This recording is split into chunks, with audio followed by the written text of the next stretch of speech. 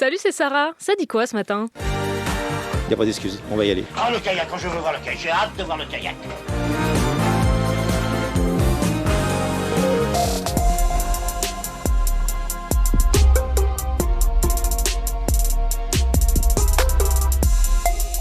Plus qu'une semaine avant la cérémonie d'ouverture des Jeux paralympiques, le village ouvre officiellement ses portes. Les athlètes vont s'installer au compte-gouttes à partir d'aujourd'hui, 10 jours après le départ de leurs homologues olympiens. Est-ce normal pour eux de nous faire attendre aussi longtemps ? Non.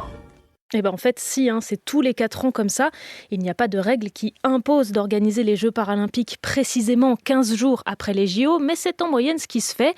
Et il y a bien un accord entre les comités internationaux olympiques et paralympiques qui dit qu'à partir de 2008, les 2 événements doivent avoir lieu la même année sur les mêmes sites.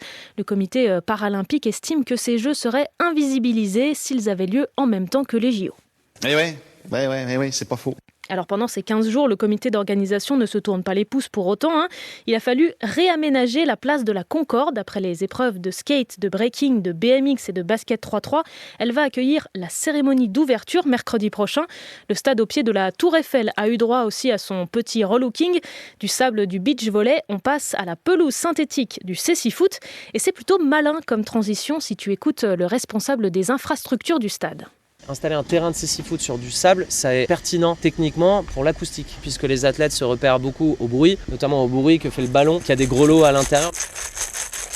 C'est plus intéressant de venir se poser sur un lit de sable de 60 à 80 cm plutôt que reposer sur un échafaudage creux. En tout cas, les JO ont aussi marqué les esprits des athlètes paralympiques. La coureuse française Angelina Lanza a posé des questions à la lanceuse de disques Mélina Robert-Michon sur l'ambiance au Stade de France. Il y a des choses auxquelles on ne pense pas en tant qu'athlète justement français, où on se dit ça m'a surpris, ça m'a décontenancé, je voulais pas avoir ce type de pensée le jour J. Les urgences de plusieurs hôpitaux de France vivent mal la période estivale depuis plusieurs années et l'été 2024 ne fait pas exception.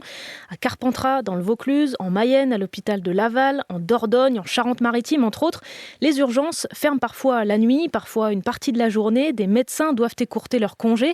Tout ça alors que dans certaines zones touristiques, l'activité est plus forte à cette période de l'année. Alors pour tenter de se faire entendre, au CHU de Brest, les soignants ont érigé un mur de la honte. Ils sont inscrites les initiales des patients de plus de 75 ans qui ont passé plus de 12 heures aux urgences. Madame S, 89 ans, a passé 30 heures sur un brancard. Monsieur L, 81 ans, a passé 23 heures sur un brancard. Cet infirmier est aussi représentant syndical de la CGT. Une étude faite par la PHP explique qu'une nuit passée sur un brancard aux urgences augmente la mortalité de près de 40% sur les patients de plus de 75 ans. Alors manque de personnel, mais aussi manque de lits. Certains devraient être hospitalisés, mais on n'a pas de lit d'hospitalisation pour les prendre en charge. Les urgences sont juste le reflet et l'entonnoir du problème de la santé en France, en fait. Et selon le ministère de la Santé, cette situation concerne une 50aine d'hôpitaux en France. Direction l'Allemagne ce matin, à Cologne, où débute la Gamescom, le plus grand salon européen du jeu vidéo. La conférence d'ouverture hier soir a été l'occasion pour les éditeurs d'annoncer des dates de sortie ou de dévoiler le gameplay de plusieurs jeux. Civilization 7, Dune Awakening attendu pour début 2025 ou encore Inzoi, le concurrent des Sims. Tout ça alors que le secteur peine à se remettre de la période Covid. Les studios, s'ils ne ferment pas, licencient à tour de bras. Plus de 10 000 employés ont été remerciés depuis début 2024, déjà presque autant que sur toute l'année 2023. Je suis un putain de geek, je suis un nerd. Tout ce que j'aime, c'est manger des cartes graphiques, Blizzard, tout ça, là. Puisqu'on est en Allemagne, à te signaler ce matin cette chanson que tu as peut-être entendue sur TikTok. Ich glaub, ich bin verknallt in einen Tallerhuhn.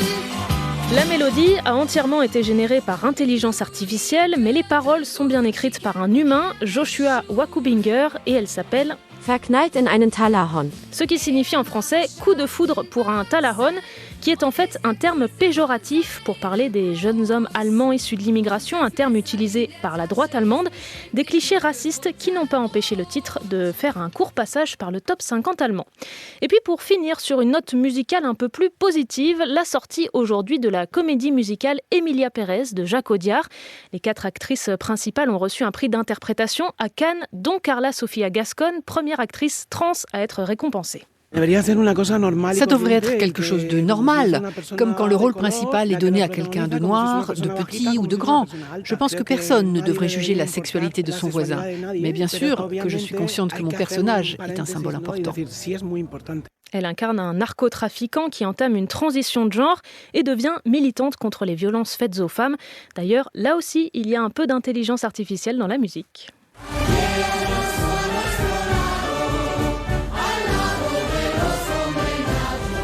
C'était Sarah de France Info. Allez, ciao!